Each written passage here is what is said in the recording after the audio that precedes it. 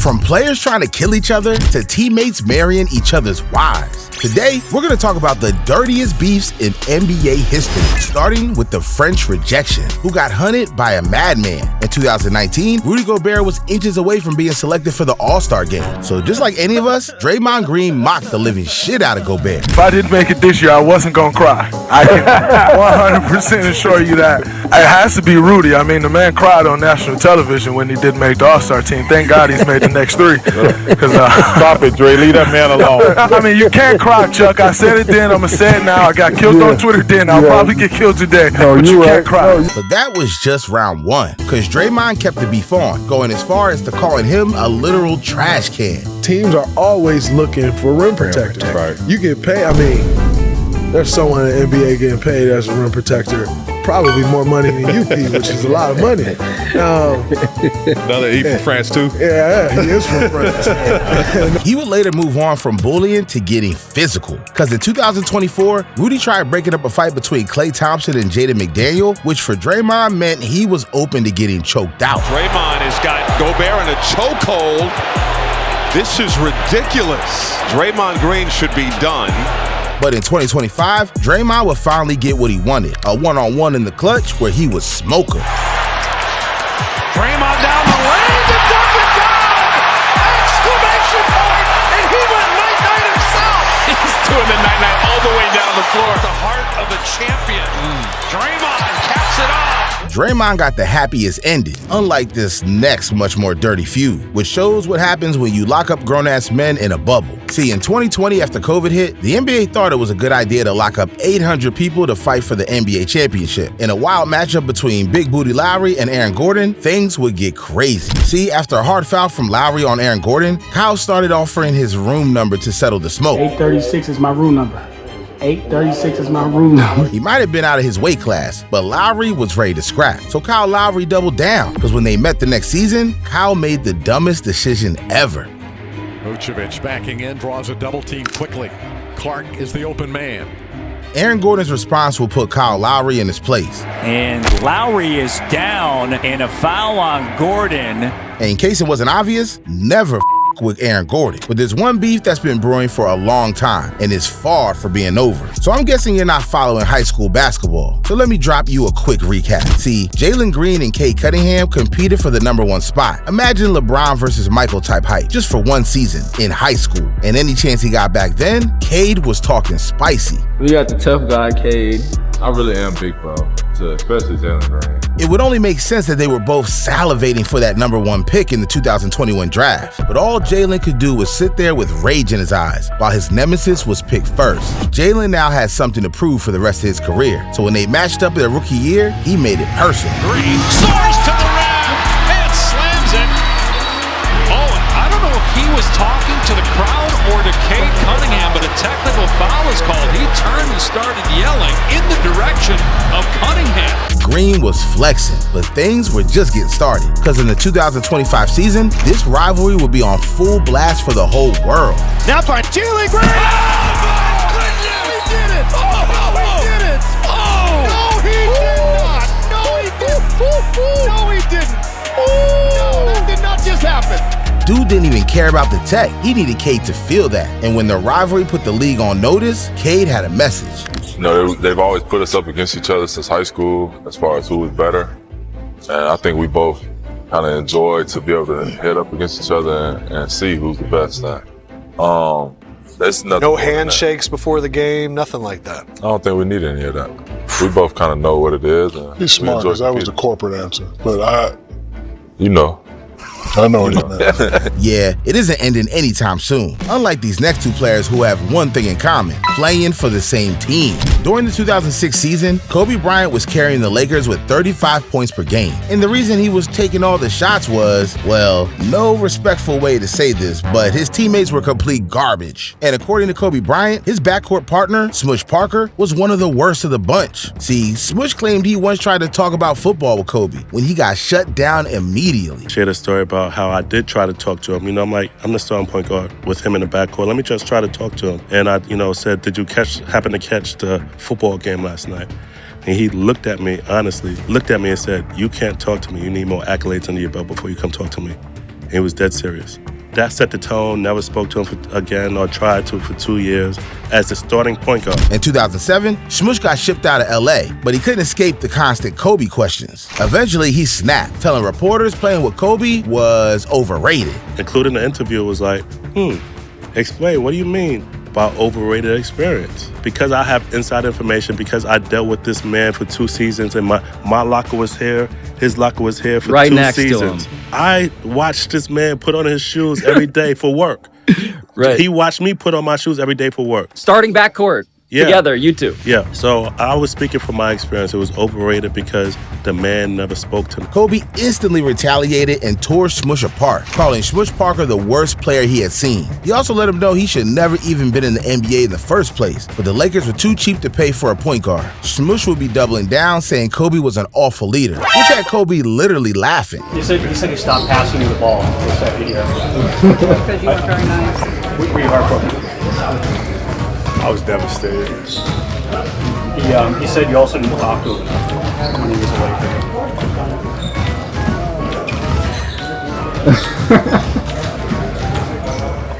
Damn, they shared more words off the court than as teammates. And in the bottom of the trash is where you find the relationship between Kelly Olynyk and Kevin Love. See, Kevin Love had finally made the playoffs. However, Kelly Olynyk was just getting started in his second year. And the guy the Celtics had bet their entire future on was getting labeled as soft. So during the 2015 season, Kelly would make a complete U-turn where he would try to be hard. And in the first rounds of the playoffs, the Cavaliers would face off with the Celtics, where K-Love and the Cavs were cruising on their way to a sweep. Despite dropping a worthless 4.5 points per game during the playoffs, he would in Game 4 show his greatness.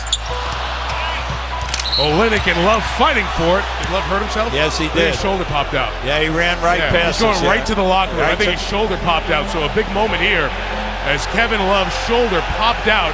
He yanked that man's arm like he was trying to start a lawnmower. So the entire NBA started debating whether it was intentional or just Kelly being clumsy. I don't know how you could try to tear another man's arm off and try to play it off as clumsy. Kevin Love had the same question. Well, I thought it was a Bush League play. I mean, I was out there, Olynyk was in a compromising position, had no chance to get the ball, and it's just too bad that he would go to those lengths to take somebody out of a game and do that to someone. So I have no doubt in my mind that he did that on purpose. Yeah, Love couldn't play in the finals and blamed it all on Kelly. And while Kelly endlessly kept calling in to apologize, Kevin Love refused to pick up his phone. And to make matters worse, Kyrie Irving popped his knee in the NBA Finals and the Cavs suffered a heartbreaking loss. But it might have been worse for Kelly, because he started catching death threats and had his reputation ruined as a dirty player. Man, he's dirty. Dirty player, man. I don't respect guys like that. And just dirty. Like, I don't respect that, man. He dirty. Kelly definitely didn't think one dirty move would end his reputation, but unlike him, the next beef went above crazy. In 2023, the Memphis Grizzlies were on a roll, and on top was a young man carrying them, Ja Morant. That's not who we're talking about. Instead, it's this guy. Yeah, Dillon Brooks thought he was this generation's Bill Laimbeer and Kevin Garnett, all combined into one villain. I mean, during the 2023 season, Brooks picked a fight with Donovan Mitchell, Russell Westbrook, Anthony Edwards, Stephen Curry, Draymond Green. Hell, he almost started a full-on brawl with Shannon Sharpe. A little bit of an incident here courtside. Dillon Brooks was having words with Shannon Sharpe. And you see Steven Adams comes over to protect his guy along with the supporting cast, and then Shannon Sharpe still talking, and T. Morant, Ja Morant's dad, comes over. But out of all the people he picked a fight with, his biggest mistake came against the greatest player of this generation. And it all started when Brooks thought he solved the enigma of LeBron James. He doesn't want to go left. I was just making him go left all game. And then it was settled, so he would pass the ball. Yeah, Dillon was talking crazy, but he had more havoc to create. See, the first round matchup of the 2023 playoffs was set between the Lakers and Grizzlies, and Dillon Brooks positioned himself in the worst way possible by trying to annoy the hell out of LeBron James. I mean, things went so far, even LeBron's biggest hater wanted him to shut Dillon Brooks up. I seethe over this to the point that I want LeBron to destroy this man. Now, after 2 games and the series tied 1-1, Dillon Brooks would pour salt on LeBron's wounds, saying something so wild it would destroy his season. I don't care, he's old. I don't respect no one until they come and give me 40. 3 days after this, LeBron thought it was time to expose Dillon Brooks for what he really is. So before the start of the game, Bron had to lay down some rules. What followed was the greatest disaster in playoff history. See, Dillon dropped 7 points, 2 rebounds, 0 assists, and an ejection. Then kneed LeBron right in his nuts. To the Lakers, there's a look at it. Brooks on the reach, connecting with LeBron's midsection. Dillon was literally back by nothing, and now when nothing was slowly crashing, he would start scrambling. In a last-ditch effort to try to save himself, Dillon Brooks would blame the media for turning him into a villain. Media making me a villain, the fans making me a villain, and then that just creates a whole different persona on me. So now you think I intended to hit LeBron James in the Bro couldn't even own up to poking the bear, but Bron wasn't going to let him off the hook. See, in Game 4, James put up the 40 ball Brooks was asking for earlier. And in Game 6, LeBron will put the nail in the coffin. James drives. James is fouled and one. The Lakers humiliated Memphis, and Brooks was so pissed, he refused to talk to the media, while Bron was clowning him on Instagram. But Dillon Brooks isn't the only one who's been humiliated on multiple different occasions, because the next beef is also a story that cuts deep, but this time, it's a lot more personal. See, Pat Beverly claims he locked up Chris Paul before he even hit prom. People don't understand. Me and Chris, what we have has been going on since I was in high school. And see, a lot of people don't know the backstory, but me and Chris, we clearly understand the backstory. So, like, I got invited to a LeBron James camp, you know, the big Nike LeBron James camp when he was in college. Ironically, my roommate at the time, Steph Curry. So, you know, you're on a certain team and you get a chance to play against LeBron. I think O.J. Mayo was there and Chris Paul was there. I killed them, destroyed them. I'm talking about in front of every NBA scout out there. I'm a sophomore in college. I'm going at them every play. I'm calling them a child, and then I see them in the NBA. So, of course, that energy is going to roll over to the NBA. Fast forward to the NBA, and they kept it civil at first, but when they faced off in the 2021 Western Conference Finals, all hell broke loose. You may take a look at this. Look at the blow here by Beverly. Yeah, that's an elbow chicken wing. There. Initially, people thought it was just Pat Bev being Pat Bev, but it would run much deeper, because getting ejected wasn't enough. He wanted to create havoc. So in Game 5, he took CP3 out mid-air. Oh, Chris Paul goes down hard on his back as Beverly's whistled for the foul. Beverly laughing and mocking Paul. If Pat wasn't going to win the game, he would win the fight. But Chris Paul didn't flinch. Instead, he worked in silence, dropping 41 points on Pat's head in an elimination game. Only this time, he was done being silent. Pat would once again lose it. Oh, what? I mean, that's as unsportsmanlike as it gets. Patrick Beverly losing control. Now, most players will let this petty beef go. Pat Bev isn't everybody. Instead, he sat in silence waiting. And after 346 days of waiting, he got to see the Suns being eliminated from the 2022 playoffs, just so he could go on national TV and drag Chris Paul's name through the mud. Do guys in the NBA go to sleep early the night before playing the Phoenix Suns? Hell no. You mean as a team, or would you talk about Chris Paul individually? Chris Paul individually. Okay. No.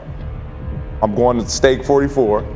Over there in Phoenix, I'm gonna have me a nice little wine, probably sweat it out, and but the pregame shoot around and get ready for Chris Paul. Steph Curry, I'm going to bed at 8 o'clock. Mom, don't call me. My girl, don't call me. I'm locked in right now.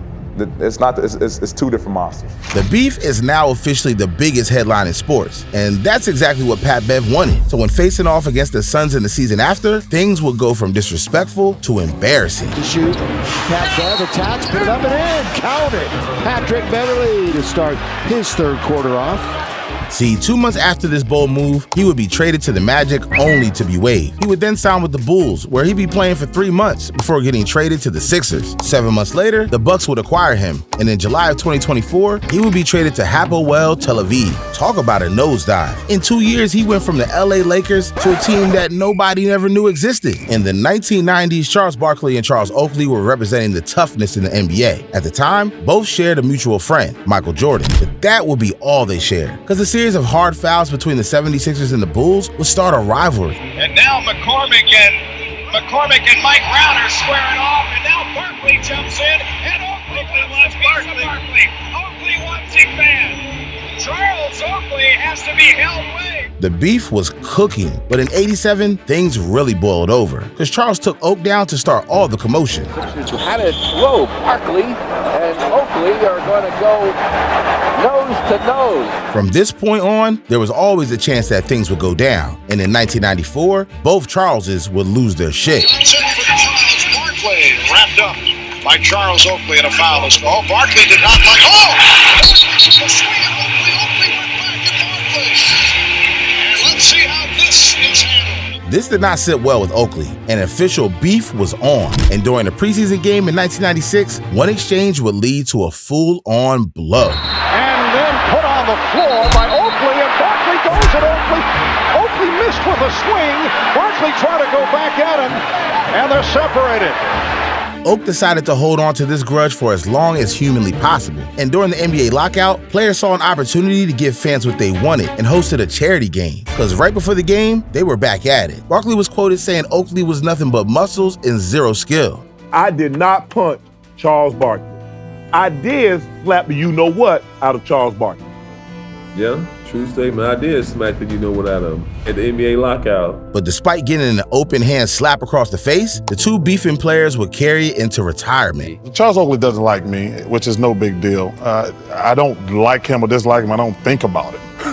He's not important enough for me to think about. They are way too old to be beefing like that. But unlike them, these next two players had beef going for so long, one player's mom had to intervene. See, the issue between Shaquille O'Neal and JaVale McGee started in 2011 during an episode of Shaq and a Fool. And if you don't know what that is, then I don't know what you can count yourself as an NBA fan. JaVale's first appearance would definitely not be his last. In 2013, McGee suffered a stress fracture in his left tibia, which ultimately meant he would have to undergo surgery and sit out the remainder of the season. So you would think Shaq would leave him alone, right? Well, actually, Shaq said, "F that." Instead, he went through the 5 games he played that season and made a complete fool out of him. McGee stayed silent. A few months later, after building the reputation of being the clown of the NBA, JaVale would show up for an interview with the TNT crew. JaVale McGee, my main man, what's up, baby? You know, man, same old, same old. JaVale, how would you describe the relationship you have with Shaquille O'Neal? He seems to be your biggest fan. I don't know. It's more like a bully, I guess. A bully that likes me, I guess. In 2016, after improving his game, he would later be invited to a training camp with the Golden State Warriors, where he later would sign a guaranteed deal. Shaq, however, would still use any chance to clown JaVale. In 2017, JaVale had had enough. And while his team was looking like the real title contenders, he finally spoke out, saying he didn't like being humiliated on national TV. Shaq, however, did not. Instead, he jumped on X, made fun of JaVale's haircut, before going on to the production team of Shaq and a Fool and making a 10-minute JaVale McGee edition. Despite trying to solve the matter in a respectful way, JaVale was done. So he jumped on X and told Shaq to get his nuts out of his mouth. JaVale's teammates weighed in on the situation and told Shaq to back up. He only wants to be respected just like anybody else, and I understand that Shaq works for a company that wants him to do that type of stuff and make fun of the players. It's cool and funny, but when you just keep doing it time and time again for no reason, and then a guy actually disagrees with you when you threaten him, I ain't no cops can threaten civilians like that. So, you know, it's definitely childish, but you know that's what they want from these stars and these retired players is to, you know, feud with the guy that's playing now. JaVale eventually was carried to 2 championships, which upgraded him from clown status to normal player status. Shaq eventually had to stop his taunts because one person in his life said enough is enough, and that someone was his mother. But this beef was bound to have some really crazy stuff happening, which ended up with one creating the biggest dynasty ever and the other securing 5 championships. In 1993, Dennis Rodman was traded to the Spurs. However, the shy Rodman from the Bad Boy Pistons was not the player who arrived. Instead, it was a rebel with dyed hair and a league-leading 31 technicals who had an uncontrollable head game. Stacey King out of bounds, and Rodman talks to him. Rodman pushes Stacey. Stacey pushes back. Now what are they going to call? A double foul? Probably, yeah. Oh, Stacey went at him that time. He's out. Stacey's gone. Well, Rodman got him in the face. That's what Horace is saying, and Horace is furious. Rodman skipped warm-ups, showing up late to practice, but with the Spurs winning 55 games, Dennis could fly under the radar. But soon, it would all show. In the first round of the 1993-1994 playoffs, Rodman would have to sit out due to suspensions. And with the Spurs losing out on his average of 17.3 rebounds per game, they would be swept against the Jazz. Rodman had ruined their season. So the next year, the San Antonio's owner found the perfect coach to lay down the law. See, Greg Popovich was hired as the general manager with a military background and focus on discipline, something Rodman wasn't having. So he showed up to their preseason game in the second quarter. Now, to his defense, he wasn't playing, but Pop couldn't give a rat's ass about that. So he was fined $15,000, but this was only the beginning. Pop later fined him for wearing a pair of jeans on a flight. And in the final preseason game of the 1995 season, Rodman was tossed out of the game. So Pop hit him with a 3-game suspension. Pop soon realized that his back and forth had to stop. But after Rodman missed the first practice after a suspension, he sent him home with a leave of absence for 15 games. What followed was Popovich's worst nightmare. The Spurs were sinking with a 7-7 record, so he put down all the antics. Dennis Rodman thought this meant he could do whatever he pleased. Meanwhile, ex-Piston star Dennis Rodman continues to find trouble.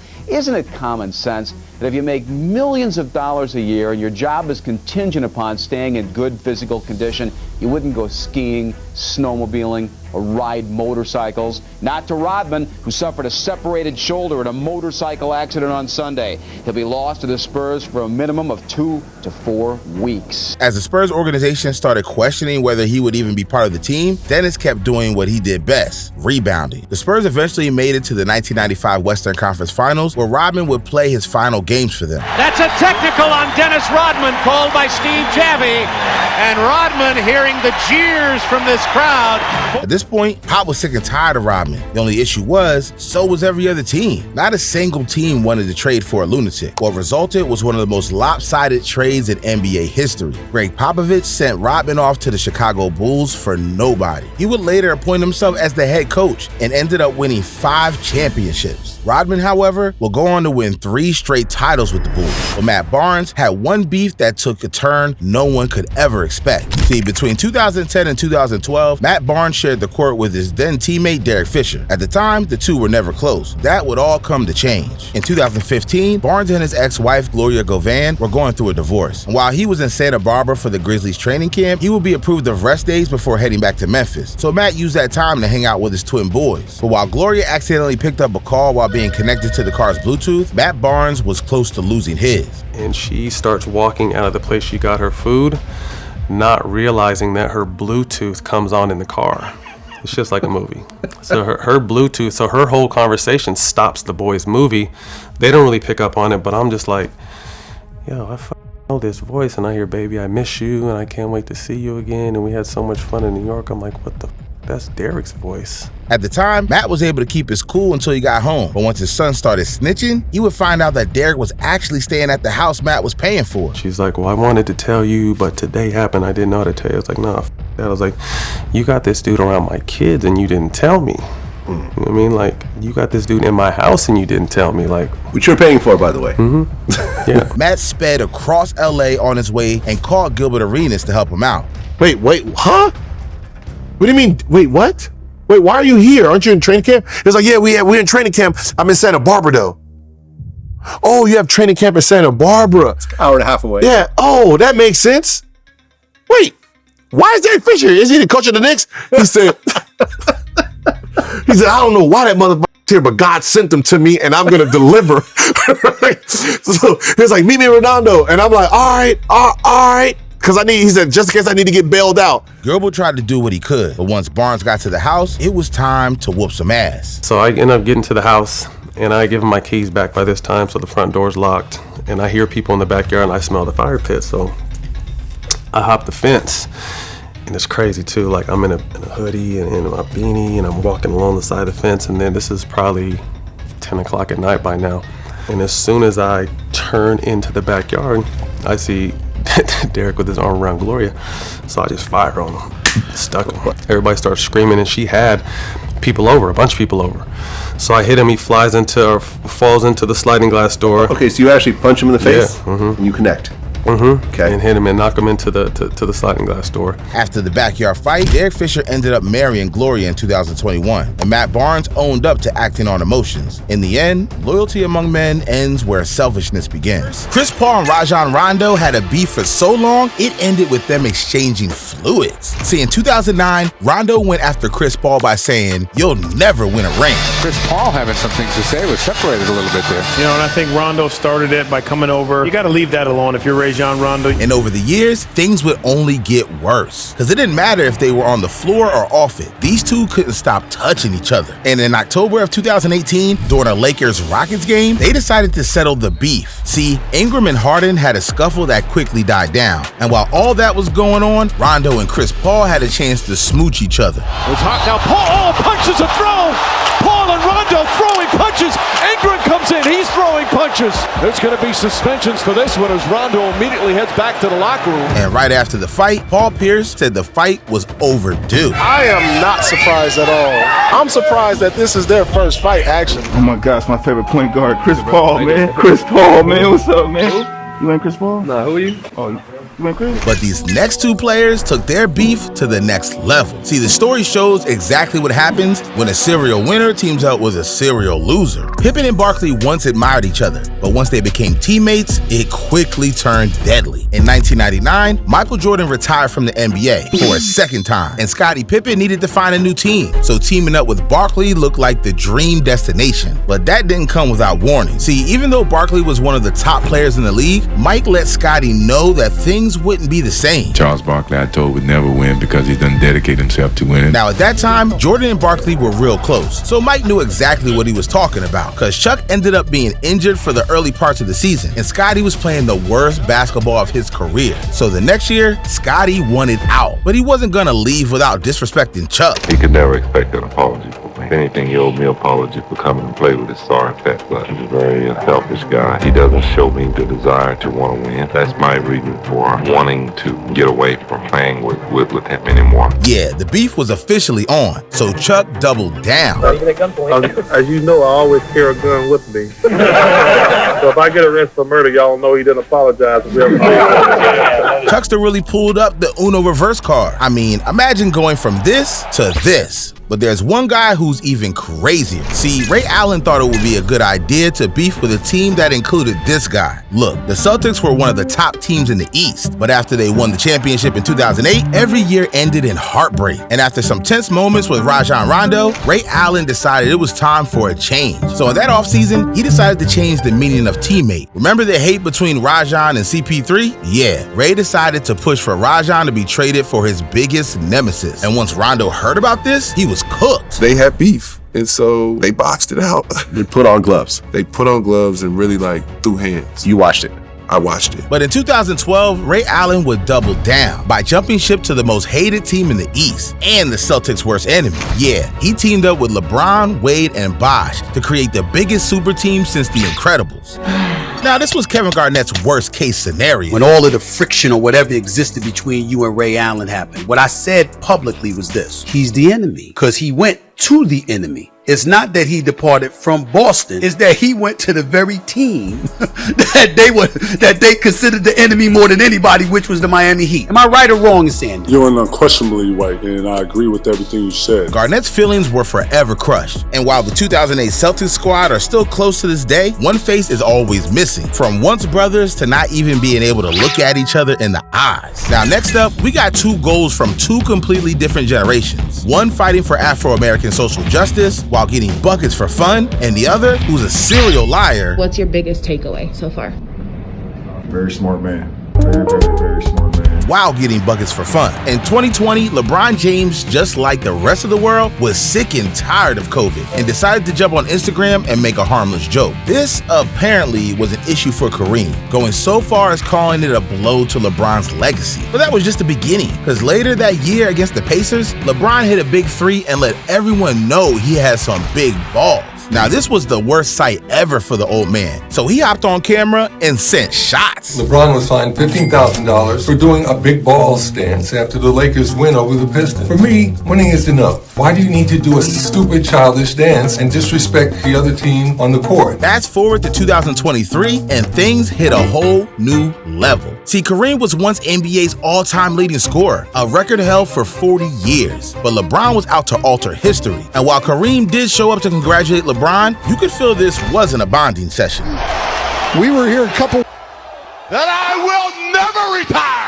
Legends from different generations not appreciating each other is just bad for the game. But in the mix of generations, we can find the Chuckster versus pretty much anyone. See, Charles Barkley is known as the biggest hater on the planet, but his hate for Kevin Durant went over the limit. Now look, the relationship between these two has never been right, because in the 2022 playoffs, Cade and the Nets were getting their asses whooped, and Chuck was sick and tired of it. I don't want to badmouth the dude, but see, you guys always talk about that championship stuff. I try to tell y'all, all these bus riders, they don't mean nothing to me. If you ain't driving the bus, don't walk around talking about you're a champion. Even though KD won 2 NBA Finals MVPs, this had Durant so irritated, he gathered Chuck's old photos playing on super teams with legends like Scottie Pippen, Hakeem Olajuwon, and Dr. J, and took some of his own shots. But Chuck still wasn't done getting under KD's skin. See, Chuck went on another show and doubled down. He's very sensitive, great player. He's part of that generation who think he can't be criticized. Chuck called his enemy out by name, so KD got his fingers in position and let it rip. Let's be real, KD would smoke the Chuckster in a one-on-one. But this next beef is just bizarre, because it had 2 NBA legends fighting over a child cake. See, Shaq and Dwight Howard had careers that were nearly identical.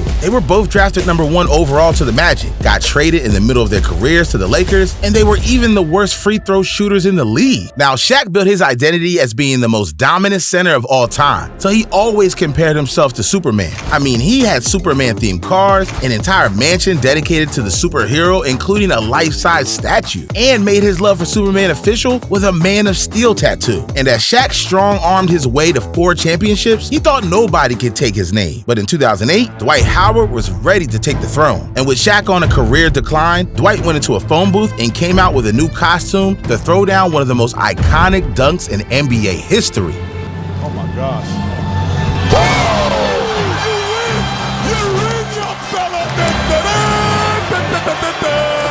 Dwight had everyone's mouth on the floor, so he took the Superman love to the next level. He got a Superman motorcycle and even had himself in a Superman painting. And as Shaq retired, he made sure to make the next decade all about terrorizing Dwight. If all you gotta do is win a dunk contest to be called Superman, don't call me that no more. That's all I'm saying. I don't know. Hey, I'm just saying. But Dwight's Superman branding only grew with commercials like this. What happened? Well, I was making a cup of coffee. I pressed a button and the machine caught on fire. And then out of nowhere, Superman swooped in and put it out. Now, the only way he could get his name back was by dropping diss tracks. Like I said before, you will get devoured. But don't you ever call me Dwight Howard. That's that boy LeBron. Who the hell is the real Superman? Look, Dwight was truly hurt about his idol bringing him down, so Dwight fought back with impersonation. Hello, Shaquille O'Neal, Phoenix Suns center. I'm the best. I'm number 1. Ask Kobe. Ask Dwayne Wade. Ask anybody. Even after the low blows, the beef was only just beginning. See, Dwight went on wilding out and got absolutely roasted. He tried with the Magic. That was tragic. And then he tried with the Hawks. That's what he thought. And then he tried with the Rockets. They told his ass they need to stop it. He got cooked, so Shaq went right to Instagram and laughed at the whole thing. And even after Dwight won his first championship in 2020, Shaq was still clowning. So at the start of the new year, Dwight called out Shaq for a boxing match. 2 centers arguing about a superhero name? Honestly, I argue for much less. But it got even worse with the most iconic duo of all time. See, Michael Jordan and Scottie Pippen went from being the NBA's most iconic duo to sworn enemies. memories. Because in 2020, Jordan and the Bulls dropped The Last Dance, which became the hottest show of the year. The documentary revealed everything from behind the scenes of the championship Bulls, which painted Scottie pretty bad. So when he had a chance to talk about Jordan stealing his shine again, he didn't hold back. I thought it was a great documentary. I felt like the documentary only told a story that sort of glorified him and not glorified us as a team. Now look, the episode about Scottie revealed that he signed the worst deal imaginable, because his $2 million salary compared to Jordan's $32 million was on full display. And in 1998, Scottie sat out half the season so he could force his way into a new payday. But Jordan could care less, and while he looked back on the situation, he called him selfish. I had a ruptured tendon in my ankle, and I decided to have surgery late because I was like, you know what? I'm not going to my summer up trying to rehab for a season. Scottie Pippen of the Bulls will be out for 2 to 3 months.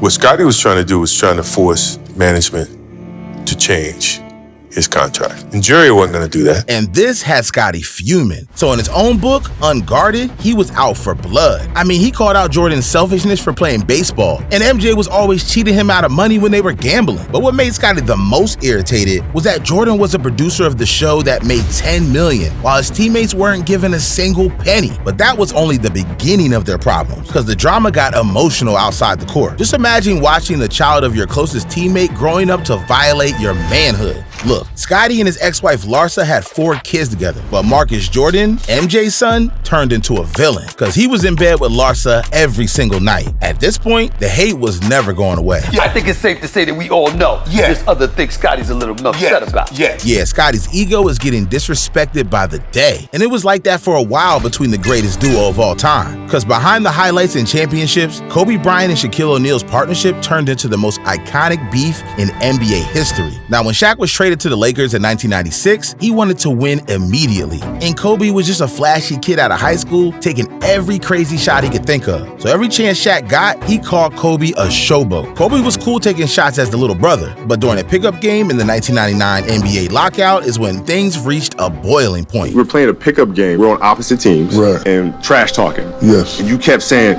yeah, take that little I'm like, I'm looking around. Me. Yes. And I said, oh, hold on, ain't gonna be too many more of those little. And what'd you say? Well, what you gonna do about it? What you gonna do about it? The next thing I knew, I saw a big hand coming this way. I remember going this way. And then they all just kind of broke us apart, broke us up. That set the tone for years of tension. But these two were so great, it didn't stop them from winning the 2000 NBA championship. Now, by 2001, their boundaries were tested, because Shaq showed up to the next training camp overweight, while Kobe was in the gym taking 3,000 shots a day like a freak. I don't need to get ready for dunking. I'll get ready when I get ready. So because I had you, I was able to just chill out into something. Do what I do. See, that's what pissed me off. That was it right there. Now, a three-peat of golden trophies allowed them to keep it professional. But the basketball court was one thing. See, Kobe's sexual assault court case in 2003 made him the most hated player in the league, so he needed to lean on his teammates more than ever. But after complaining about Shaq's weight to the media again, Shaq lost it. So the next practice, Shaq arrived 20 minutes early because he wanted Kobe knocked out. But before they went to blows, Kobe poured his heart out and said Shaq never supported him through the most challenging moment of his life. But this time, his teammates actually defended Shaq. This is where things reached a point of no return, because winning couldn't patch things up anymore. So the Lakers needed to choose one or the other. But Shaq was old and kept getting fatter, so he was traded to the Heat while Kobe became the future. And at first, it looked like the Lakers made the wrong decision, because in 2006, Shaq added his 4th ring and left Kobe in the dust. And after Kobe caught an L in the 2008 finals, Shaq got on a beat and left his enemy dissed. Last week, Kobe couldn't do without me. You know how I be. Last week, Kobe couldn't do without me. Now, the Mamba had to prove to the world that he could win without the most dominant center of all time. And in 2009 and 2010, Kobe went back-to-back to claim his jewels and shoved it all in Shaq's face. He's got one more than Shaq. So you can take that to the bank. That comment, it sent Shaq into a rage. Do you think I was pissed when you got number 5? Of course you were. Oh, no doubt. I tore my house up. No doubt. I bet you did. No, I went crazy. Because when I got 4, you got 4, I was like, hey, I got 4, he got 4, let's straight. When you got that 5th one, and then hold on, you said, I just wanted to get one more. Absolutely. Absolutely. Yeah, Kobe walked away from his career with the upper hand, but the static between Isaiah Thomas and Michael Jordan was hot from the start, because their issues go back to the 1985 All-Star game, when Jordan felt like Isaiah Thomas purposely didn't pass him the ball. Now, these comments created the backdrop for one of the most intense rivalries in league history. See, the Pistons were the most dominant team in the Eastern Conference, while Jordan was the best player in the league. So they met in the playoffs year after year, and Detroit had a special set of rules to keep Air Jordan grounded. And the secret formula to the Jordan rules was basically leaving Jordan beat up after every single play. It was clear the Pistons were playing dirty. I mean, the bad boy Pistons were the most hated team in the league, but the only way they could stop being bullies was if the Bulls did something about it. We got to that hill, we almost looked over the hill. I was devastated. I was absolutely devastated. And in the 1991 playoffs, the Bulls finally got their revenge. So the Pistons were so salty, they walked off the court without showing any respect. As time runs down, Pistons wasting no time in getting out of here. After finally getting past his toughest opponent, all he wanted was a handshake. Well, I know it's all bullshit. Whatever he says now, you know it wasn't his true actions then. You know, it's time enough to think about it. You can show me anything you want. There's no way you can convince me he wasn't that. But the personal issues were about to go to the limit, because when the 1992 Olympics came around, sides had to be chosen. See, Team USA was putting together a dream team of the best players in the NBA, but the only way Jordan was gonna play was if Zeke was out. Best point guard of all time is Magic Johnson, and right behind him is Isaiah Thomas. No matter how much I hate him, I respect his game. Now, Thomas was one of the greatest point guards ever, so the move was clearly personal. I don't know what went into that process. I met the criteria to be selected, but I wasn't. And Zeke wasn't done talking about it there, because he went to let the world know that when Jordan was in Isaiah's hometown of Chicago as a rookie, he let him have a pass. And everybody's still cool. Ain't no hate for Jordan. We just want some realness. Ain't nobody nowhere has ever got on national television and called me an asshole and then publicly said you hate me. Thomas is still feeling that way to this day. Even during the top 75 players of all time ceremony, Jordan and Zeke were right next to each other and still didn't say a damn thing. That's a grudge that will never go away.